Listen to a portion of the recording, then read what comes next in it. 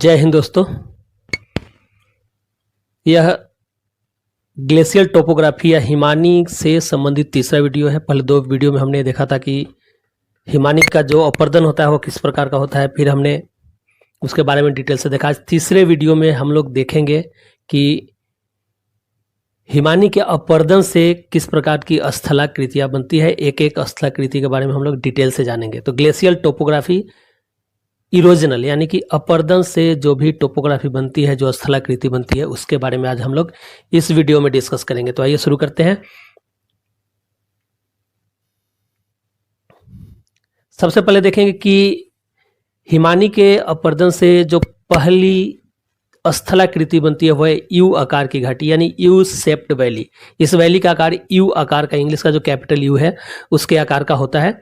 और इन यू आकार की घाटियों को गर्त घाटियां या हिमनद गर्द भी कहा जाता है। और इसका जो निर्माण है वह हिमनद की प्रक्रिया से होता है, ग्लेशियर के एक्शन से होता है।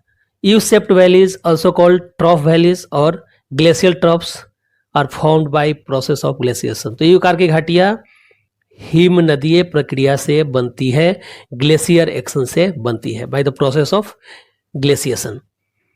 यू आकार की घाटियां है वो विशेष रूप से पर्वतीय हिमनदी की विशेषता है, यानी कि जहां पे पर्वतीय हिमनदी है वहीं पे यू आकार की घाटियों का निर्माण होता है। U shaped valleys are particularly characteristic of mountain glaciers. तो दो चीज हमको पता चल गया कि यू आकार की घाटियां कैसे बनती हैं, तो हिमनद की प्रक्रिया से या by the process of glaciation. और दूसरा, यह किसकी विशेषता है यू आकार की घाटियां, तो यह पर्वतीय हिमनदी की विशेषता है, माउंटेन ग्लेशियर की का कैरेक्टरिस्टिक सही है यू शेप वैलीज। यू आकार की घाटियां या हिमाच्छादित घाटियां तब बनती हैं जब एक ग्लेशियर ढलान के आर पार नीचे की ओर यात्रा करता है और खुरचने की क्रिया या अपघर्षण या अब्रेजन द्वारा घाटी का निर्माण करता है। यानी कि जब हिमाच्छादित घाटियों में ग्लेशियर का मूवमेंट शुरू हो जाता है और जब वो ढलान के साथ आगे बढ़ती है तो अपने तली को, उसका जो आधार तल होता है उसको खुरचती है, अपर्दन करती है उसका, जिसको हम लोग एब्रेजन या अपघर्षण भी कहते हैं। और इस क्रिया के द्वारा ही यू आकार की घाटी का निर्माण होता है।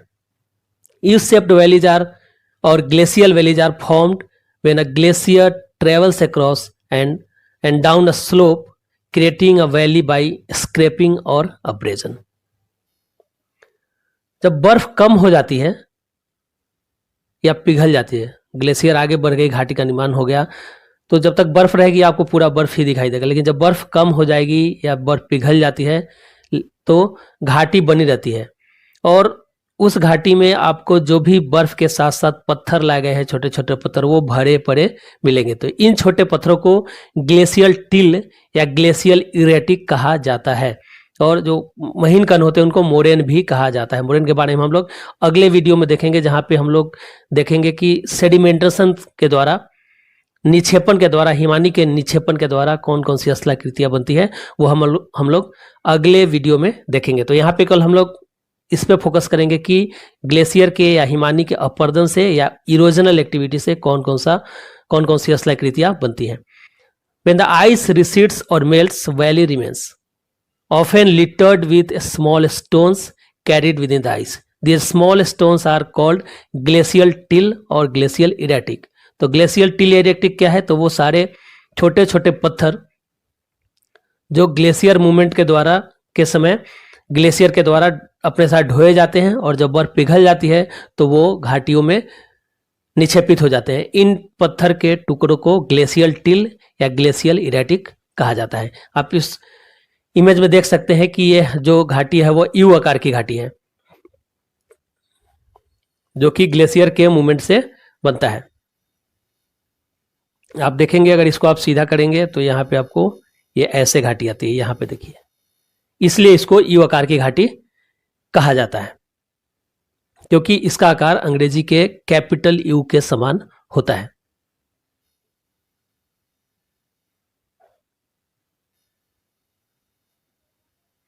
ठीक है, आगे देखते हैं।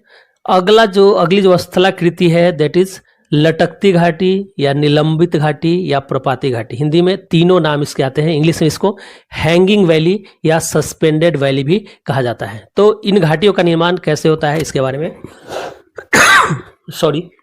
जानेंगे। एक छोटा पर्वतीय ग्लेशियर एक बड़ी घाटी के ग्लेशियर से जुड़ता है। जैसे एक जलधारा, छोटी जलधारा बड़ी नदी से मिलती है। आप नदी के मामले में देखेंगे कि एक मुख्य नदी होती है और एक सहायक नदी होती है। इसका निर्धारण कैसे होता है कि कौन मुख्य है और कौन सहायक है? तो आप देखेंगे कि जो सहायक नदी होती है उसका आधार तल, उसकी गहराई मुख्य नदी से कम होती है, यानी कि जो मुख्य नदी है उसकी गहराई अधिक होगी और जो सहायक नदी है उसकी गहराई मुख्य नदी से कम होती है, तभी वह जाके बड़ी नदी में गिरती है जिसका आधार तल अधिक गहरा होता है। आप सेम उदाहरण अगर आप शहर में जाके देखेंगे, नाली के रूप में देखेंगे, तो आपके घर से जो नालियां निकलती है वो आपके गली के नाली में मिलती है, तो जो गली की नाली है उसकी गहराई उससे अधिक होगी। और पूरे शहर की एक मुख्य नाली होती है, उसकी गहराई सबसे अधिक होती है। तो कहने का मतलब यह है कि जिसका आधार तल अधिक गहरा होगा वो मुख्य है और जिसका आधार तल कम है वह सहायक है। तो ग्लेशियर के कंडीशन में ऐसा होता है कि छोटे छोटे ग्लेशियर भी आके बड़े ग्लेशियर में मिलते हैं और ये जो छोटे ग्लेशियर हैं इनकी गहराई मुख्य ग्लेशियर से कम होती है। ठीक है, क्योंकि ये बर्फ से जमी होती है, बर्फ की बनी होती है, तो आपको घाटियों में ये बर्फ दिखाई देगा कि ये घाटियां लटकी हुई है एक मुख्य ग्लेशियर के ऊपर। तो इसलिए इनको लटकती घाटी या निलंबित घाटी या प्रपाती घाटी कहा जाता है या हैंगिंग वैली कहा जाता है। एक छोटा पर्वतीय ग्लेशियर एक बड़ी घाटी के ग्लेशियर से जुड़ता है, जैसे एक जलधारा बड़ी नदी से मिलती है। तब छोटा ग्लेशियर मुख्य ग्लेशियर जितना गहरा नहीं हो सकता है और उसका आधार मुख्य ग्लेशियर के आधार से ऊंचाई में अधिक हो सकता है, यानी कि आधार उससे अधिक होगा सहायक का और मुख्य का आधार जो ऊंचाई है वो कम होगा। When a small mountain glacier joins a larger valley glacier, just as a stream joins a larger river, the smaller glacier may not be as deep as the main glacier and its base may be higher in elevation than the base of the main glacier. इस स्थिति में छोटी glacier की घाटी मुख्य glacier के ऊपर लटकी हुई दिखाई देती है। इस प्रकार की ग्लेशियर घाटियों को लटकती घाटी या निलंबित घाटी या प्रपाती घाटी कहा जाता है। इंग्लिश में इसे हैंगिंग वैली के नाम से जाना जाता है। In this situation, the valley of the small glacier appears hanging above the main glacier. This type of glacier valleys are known as hanging valleys और suspended valleys. तो कई नाम हो गए इसके, हैंगिंग वैली, सस्पेंडेड वैली, लटकती घाटी, निलंबित घाटी या प्रपाती घाटी। आज आप इस इमेज में देख सकते हैं कि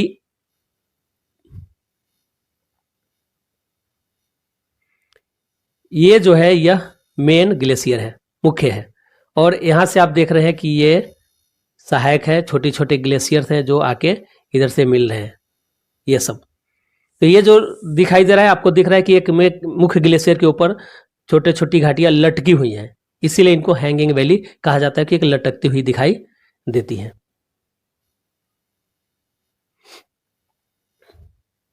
अगला जो स्थलाकृति है वह है हिम गह्वर या सर्क। हिंदी में इसको हिम गह्वर कहते हैं और इंग्लिश में इसको सर्क कहा जाता है, CIRQUE।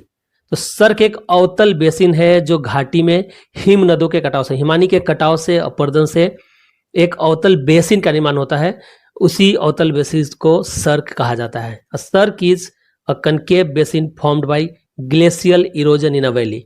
और सर्क को कहीं कहीं कोरी के नाम से भी जाना जाता है। This landform is also known as corrie. Cirque का फर्श जो उसका जो समतल है, उसका जो फर्श है, फ्लोर है, कई दिशाओं में बर्फ के प्रवाह और उनके साथ चट्टान के बोझ के संयोजन का जटिल अभिसरण क्षेत्र है और इसलिए कटोरे के आकार का हो जाता है। कहने का मतलब यह है कि जब कई दिशाओं से ग्लेशियर का मूवमेंट एक सेंटर में होता है तो वहां पे चारों तरफ से कटाव होता है और वहां पे अवतल बेसिन का निर्माण हो जाता है और इसी अवतल बेसिन को हम लोग सर्क या हिमगह्वर कहा जाता है। The floor of the circle is a complex convergence zone combining ice flows from multiple directions and the rock burden accompanying them and hence becomes bowl shaped। यानी कि चारों तरफ से हिमानियां एक तरफ मूव होती है सेंटर की तरफ और सेंटर में कटाव हो जाता है, एक बेसिन का निर्माण हो जाता है। इसी बेसिन को सर्क या हिमगह्वर कहा जाता है जो बाउल के आकार का है। आप देखेंगे कि जो सर्क या हिमगह्वर है वहां पे उसका तीन साइड आंशिक रूप से खड़ी चट्टानों से घिरा होता है और इन खड़ी चट्टानों को हेड वॉल कहा जाता है, जो ऊंची होती है। और चौथा साइड होता है, वहां पे कंप्लीटली नीचा किनारा होता है, वो नीचे होता है। तो they are usually surrounded by partially vertical cliffs on three side. The tallest rock is often called at head wall. और जो चौथा साइड है, the fourth side forms the lip, threshold और sill, the side on which the glacier flows away from the cirque. यानी कि तीन तरफ से खड़ी दिवाली होगी और एक तरफ नीचा होगा। ये जो निचला चौथा साइड है उसको हम लोग लिप कहते हैं, थ्रेशोल्ड कहते हैं, सील कहते हैं। और यहीं से ग्लेशियर प्रवाहित होता है आगे की तरफ। अब साइज की बात करेंगे, शेप की बात करेंगे, तो हमें लगता है कि बाउल की तरह छोटा होगा, लेकिन वास्तव में जो ग्लेशियर्स हैं, जो क्लासिक ग्लेशियर सामान्य तौर पर, उनका आकार कितना बड़ा होता है, लगभग 1 किलोमीटर लंबा और 1 किलोमीटर चौड़ा। तो इतने बड़े आकार के ये सर्क होते हैं। Classic cirques are usually about 1 kilometre long and 1 kilometre wide. इतनी बड़ी ये हिमगह्वर होते हैं या सर्क होते हैं। आप यहाँ पे इमेज में देख सकते हैं कि ये तीन तरफ से, आप देखिए 1, 2 और 3, तीन तरफ से खड़ी दीवारें हैं जिनको हम लोग हेड वॉल कहते हैं। और यहाँ पे ये जो लोअर पोर्शन है, यहाँ से ये पिघल के नीचे निकलेगा, ठीक है। तो इसको कहा जाता है लिप, थ्रेशोल्ड या सील। तो तीन पार्ट हो गए, खड़ी दीवारें तीन है जिनको हेड वॉल कहा जाता है, और जो नीचे वाला पोर्शन है जहां से ग्लेशियर आगे बढ़ता है, मूव कर जाता है, इसको कहा जाता है लिप, थ्रेशोल्ड या सील।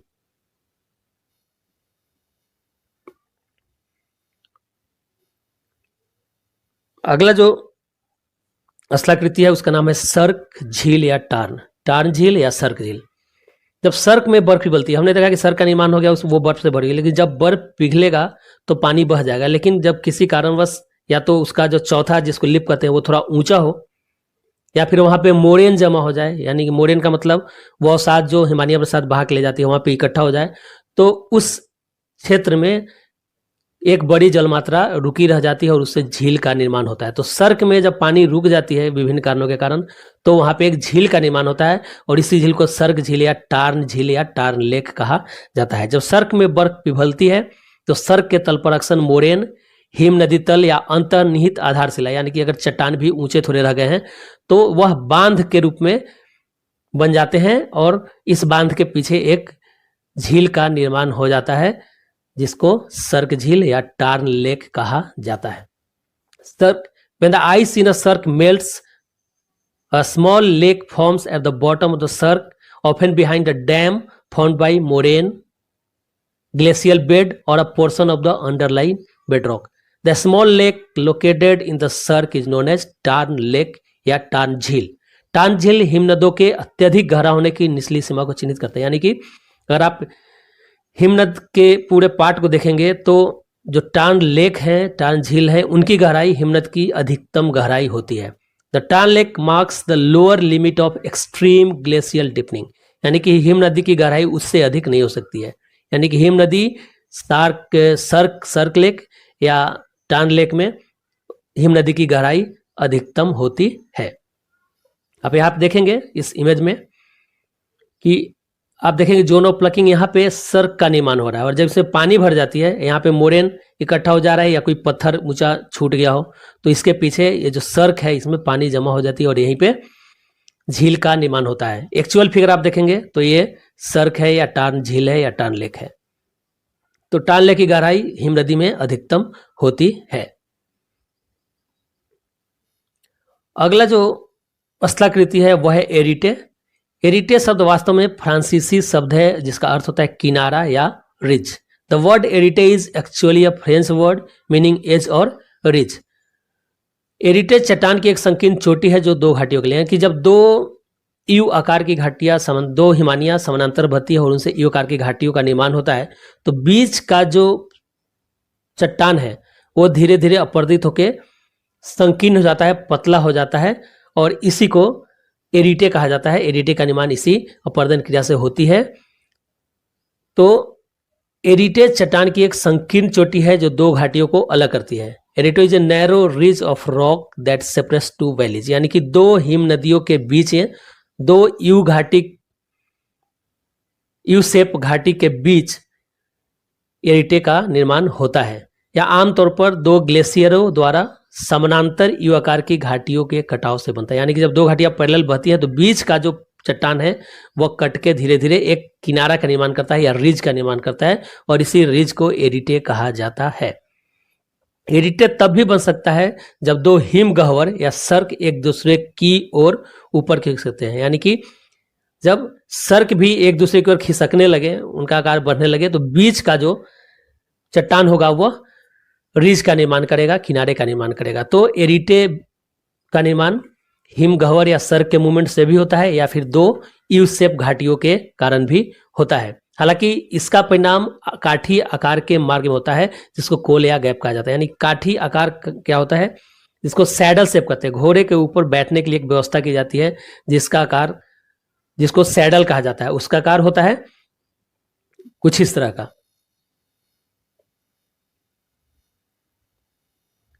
आप देखेंगे घोड़ों के ऊपर बैठने के लिए जो व्यवस्था होती है ऐसे होता है, और यहाँ पे आदमी बैठता है, ये उसका पैर हुआ, है ना। तो इसको सैडल कहा जाता है। तो एरिटे के से सैडल के शेप की आकृति भी बनती है, और इसलिए और इससे एक मार्ग बन जाता है सैडल शेप का, जिसको कोल या गैप कहा जाता है। तो हमने देखा कि एरिटे का निर्माण या तो दो यू शेप की हिमानियों के समानांतर प्रवाह से होगा, या फिर जब दो हिमगह्वर या सर्क एक दूसरे के अगेंस्ट खिसकते हैं, उनका आकार बढ़ता है, तो बीच का जो चट्टान है वो एरिटे के रूप में सामने आ जाता है। आप देख सकते हैं यह एरिटे है।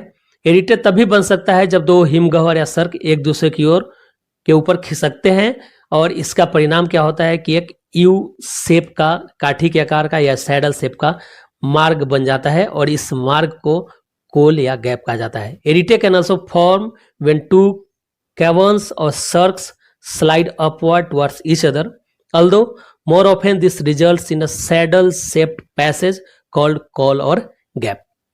तो यह सैडल शेप में इसका निर्माण हो जाता है। कोल दो चोटियों के बीच पर्वत श्रृंखला का सबसे निचला बिंदु है।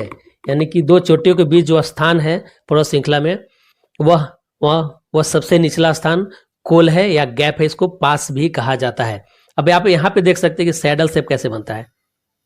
आप देखिए दो चोटियों के बीच ये घाटी हमको दिखाई दे रहा है, that is called col, gap या पास। इसका शेप कैसे है आप यहाँ पे देखिए, तो ये सैडल शेप में होता है। यानी कि घोड़े के ऊपर बैठने के लिए जिस जो व्यवस्था की जाती है चमड़े का बना हुआ, वह इसी आकार का होता है जिसमें आदमी आराम से बैठ सके। तो यह सैडल शेप में बन जाता है।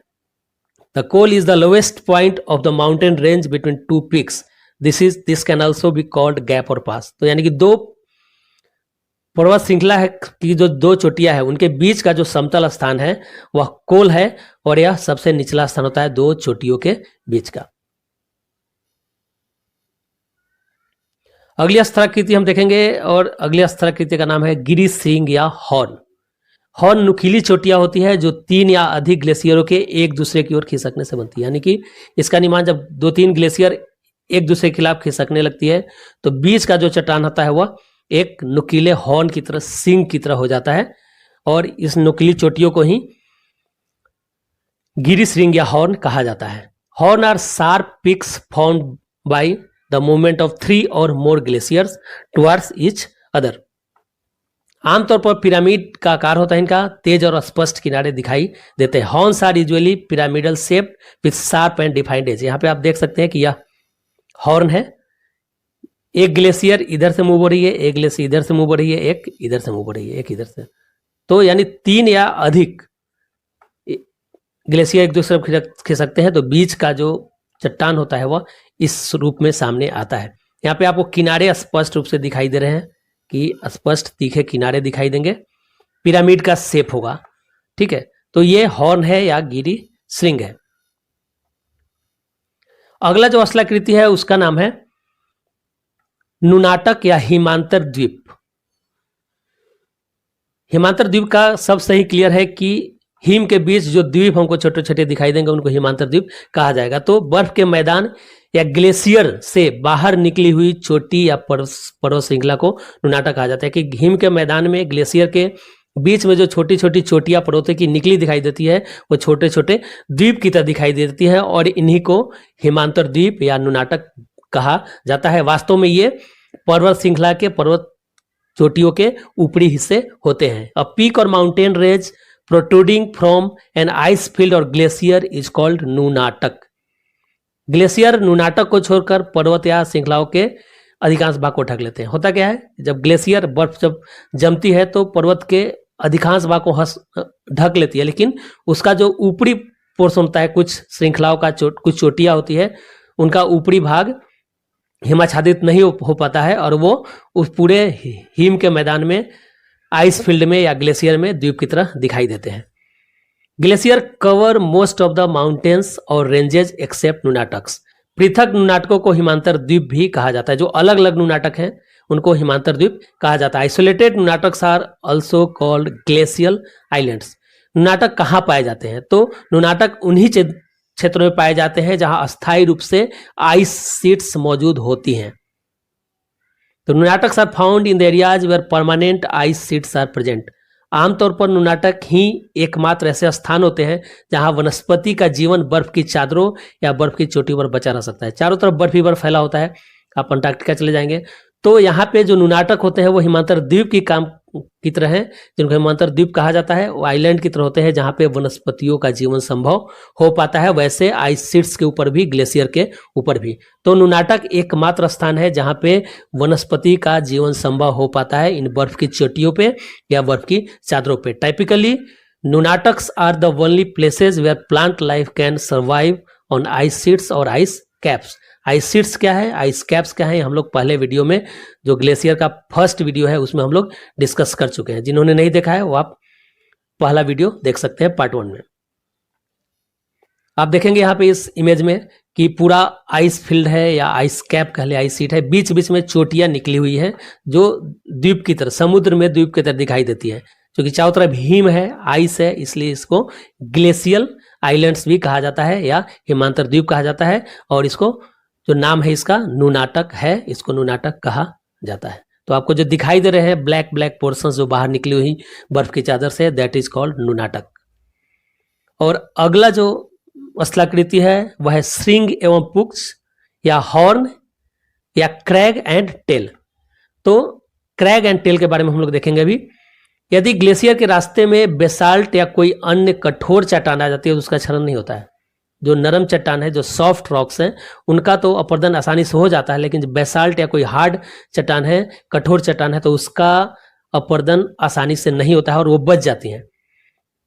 तो उसका क्षरण नहीं होता है, बल्कि चट्टान के सामने वाले ढलान की निकटवर्ती नरम चट्टान तेजी से कट जाती है। यानी कि जो सामने से जब हिमानी का जो मूवमेंट हो रहा है, सामने जो भी आता है, अगर नरम है तो वो कट जाता है, जो हार्ड है वो बच जाता है। तो वहां पे एक स्लोप का निर्माण होता है, ढलान का निर्माण हो जाता है। और जैसे ही हाईएस्ट पीक पे जाएगा उसके बाद ग्लेशियर ढलान के दूसरी तरफ उतरना शुरू हो जाता है, उस चट्टान के दूसरी तरफ उतरना शुरू हो जाता है। तो दूसरी तरफ क्या होगा कि वहां पे क्षरण कम हो जाता है। तो इफ बेसाल्ट और any other hard rock comes in the path of the glacier, it is not eroded but the adjacent soft rock and front slope of the rock is rapidly eroded. यानी कि जो अगल बगल के soft rocks हैं, नरम चट्टाने हैं, उनका अपर्दन होता है, उनका इरोजन होता है, और उसका जो सामने वाला पोर्शन है उसका अपर्दन होगा, वो भी कम होगा। फिर उसके बाद ग्लेशियर उससे नीचे उतरना शुरू कर देता है। तो दूसरी तरफ होता है कि जो दूसरी तरफ है, उस दूसरी तरफ का ढलान है वह हल्का और मंद है। यानी कि जो फ्रंट साइड है वो स्टीप होगा, उसकी ढाल खड़ी होगी, और पीछे वाला साइड है जहां से ग्लेशियर नीचे उतर रहा है, उसका ढलान हल्का हो जाएगा, मंद हो जाएगा। As the glacier begins to descend the other side of the slope, the erosion of the rocks on the other side slows down, and due to this the slope on the other side becomes lighter and gentler। आगे हम देखेंगे कि यह ढाल दूर तक फैला होता है, जो स्लोप होता है वो दूर तक फैला होगा, और आप देखेंगे दूर से तो आपको लगेगा कि एक गर्दन है और एक पूंछ उससे जुड़ी हुई है। तो इसीलिए इसको श्रिंग एंड पूंछ या क्रैग एंड टेल कहा जाता है, कि ऐसा लगता है कि एक बॉडी है और उसे एक पूंछ निकला हुआ है, क्योंकि जो डिसेंडिंग पोर्शन है वो काफी दूर तक फैला होता है, उसकी ढाल बहुत कम होती है और वो पूंछ की तरह दिखाई देता है। This slope extends far and looks like a basalt neck और a long tail attached behind the horn और क्रैग।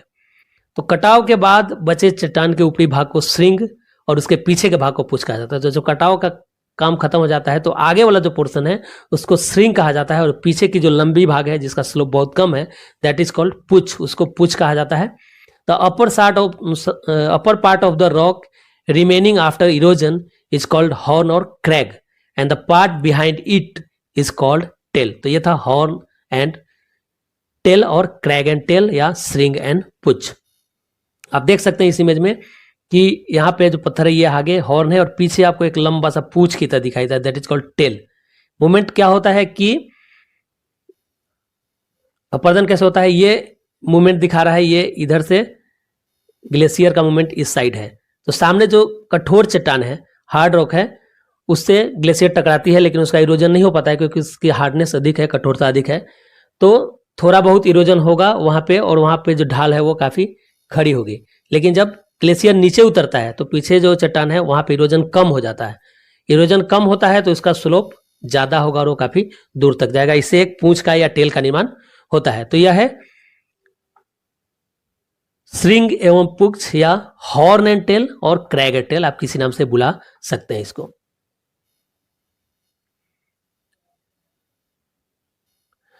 अगला जो असलाकृति है उसको भेड़ पीठ सेल कहते हैं, यानी कि भेड़ के पीठ की तरह दिखाई देता है। इसको रोस मुटोने भी कहा जाता है, कहीं का आपको रोस मुटाने भी लिखा होगा, माउटोने भी हो सकता है, लेकिन यह एक फ्रेंच वर्ड है रोस मुटोने, जिसको हिंदी में भेड़ पीठ सेल कहा जाता है। इसका निर्माण भी ग्लेशियर के अपरदन से होता है, हिमानी के अपरदन से होता है।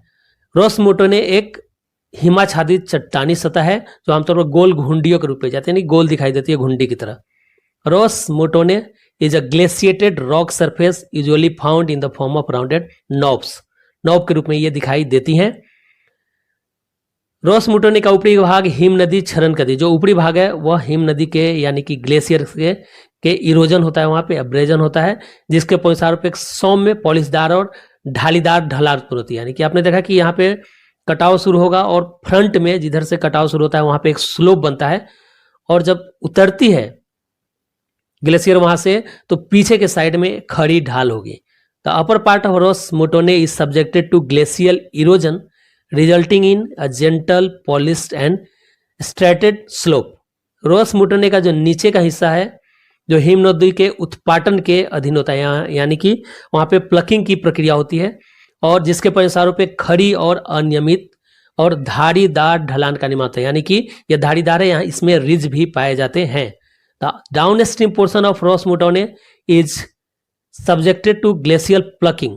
The front portion है that is subjected to abrasion and back portion is subjected to glacial plucking. Front में abrasion होता है और पीछे की साइड में plucking होता है, resulting into the formation of a steep, irregular and jagged slope. तो हमने क्रैग एंड टेल में देखा कि फ्रंट पोर्शन स्टिप है, उसका ढाल खड़ा है, और पीछे वाला पोर्शन है जो टेल है उसका स्लोप कम है। यहाँ पे अपोजिट हो रहा है रॉस मुटोने में या भेड़ पीठ सेल में, फ्रंट पोर्शन का ढाल खड़ा होगा और पीछे के पोर्शन का जो ढाल, फ्रंट पोर्शन का ढाल है वो स्लोप कम होगा और पीछे पोर्शन में स्टीप ढाल होगा, खड़ी ढाल होगी।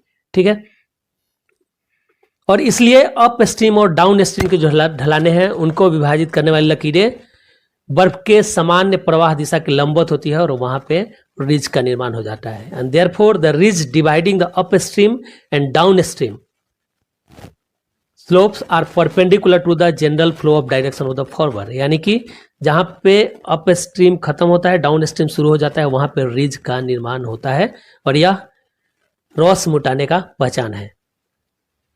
तो आप इस इमेज में देख सकते हैं कि यहां से फ्लो हो रहा है आइस का, ग्लेशियर का मूवमेंट हो रहा है, तो यहाँ पे स्लोप कम है और यहाँ पे प्लकिंग की क्रिया होती है जिसके खिलाफ चट्टानें टूट जाती है और यहाँ पे स्लोप स्टीप है, खड़ी ढाल है। तो रॉस मुटोने का यही पहचान है, और यहाँ वाला जो पोर्शन है आप देख रहे हैं यहाँ पे रिज का निर्माण होता है, जहां से अप स्ट्रीम और डाउन स्ट्रीम का डिवीजन होता है वहीं पे रिज का निर्माण हो जाता है, जबकि आप horn and crag and tail में वहां पे रिज का निर्माण नहीं होता है। तो रॉस मुटोने में जो फ्रंट का पोर्शन है जहां से ग्लेशियर मूवमेंट होता है वह स्लोपी होता है, और पीछे का पोर्शन स्टीप ढाल होता है, खड़ी ढाल होती है, और बीच में जहां पे अप स्ट्रीम और डाउन स्ट्रीम का डिवीजन होता है वहां पे एक रिज का धारीदार रिज का निर्माण हो जाता है। And therefore the ridge dividing the upstream and downstream slopes are perpendicular to the general flow direction of the former ice mass. तो ये था रॉस मोटोने। अब हम लोग यहां पे देखेंगे कि difference between roche moutonnee and crag and tail. Roche moutonnee और क्रैग एंड टेल के बीच क्या अंतर है, श्रिंग और पुक्ष और भेर पीठ सेल के बीच में क्या अंतर है। तो पहला अंतर है वह है कि रॉस मोटोने नीचे की ओर फैली एक लंबी पतली कटा की उपस्थिति होती है। रॉस मोटोने में एक पतली कटा की उपस्थिति होती है। The presence of a long thin ridge extended downwards, ठीक है, नीचे की तरफ एक रिज की उपस्थिति होती है माउंटेन में, रॉस मोटोने में। जबकि क्रैग एंड टेल में कटक की अनुपस्थिति होती है, अब्सेंस ऑफ रिज, उसमें रिज नहीं होता है। दूसरा क्या है कि रॉस मोटोने में ग्लेशियर की ऊपरी धारा की ढलान यानी अप स्ट्रीम में ढलान अधिक होगा, स्लोप होगा। जबकि क्रैग एंड टेल में जब डाउन स्ट्रीम शुरू होता है, अनुप्रवाह शुरू होता है, जहां से ग्लेशियर नीचे की उतरता है, वहां पे आपको स्लोप दिखाई देता है और फ्रंट साइड में खड़ी ढाल होती है। तो रॉस मोटोने में फ्रंट साइड स्लोपी है और बैक साइड स्टीप है, और क्रैग एंड टेल में फ्रंट साइड स्टीप ढाल है, खड़ी ढाल है, और बैक साइड है वो स्लोपी है।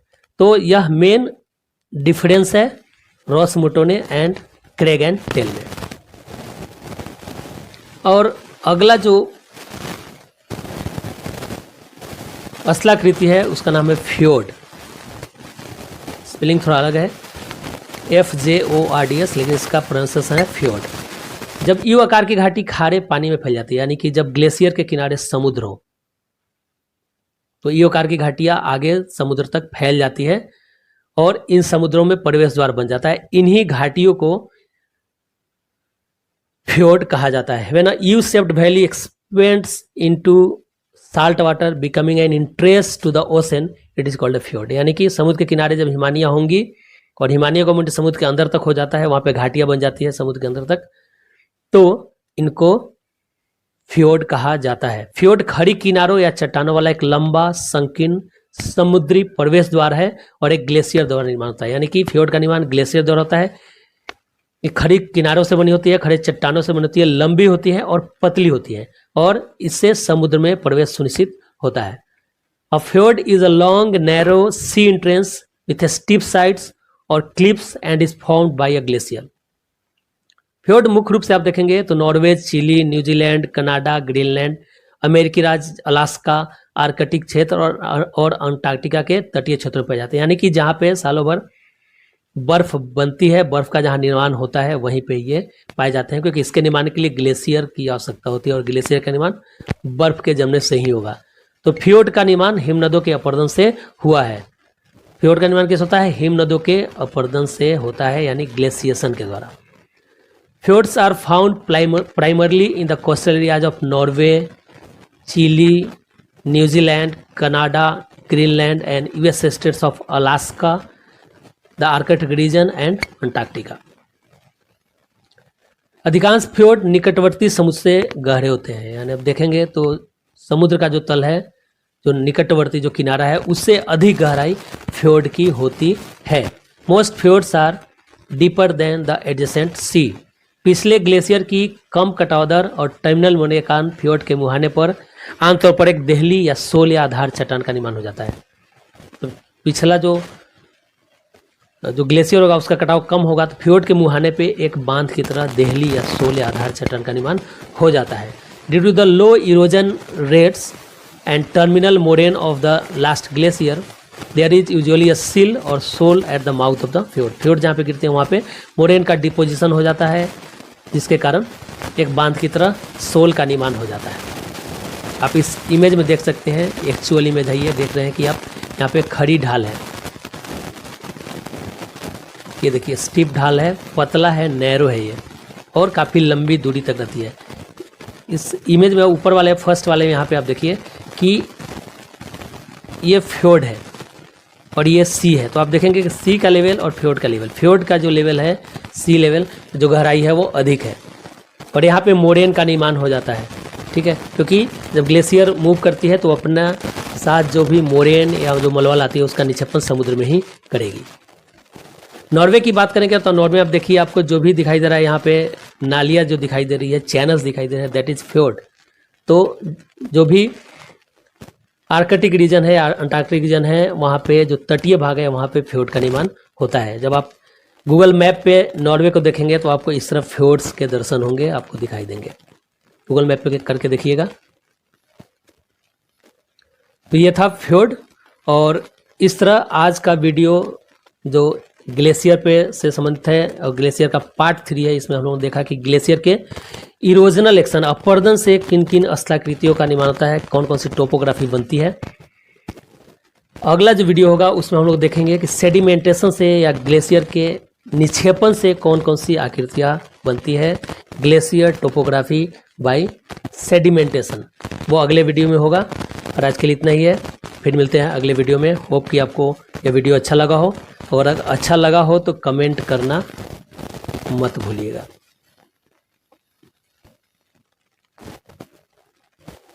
अगले वीडियो को देखना नहीं भूलिए।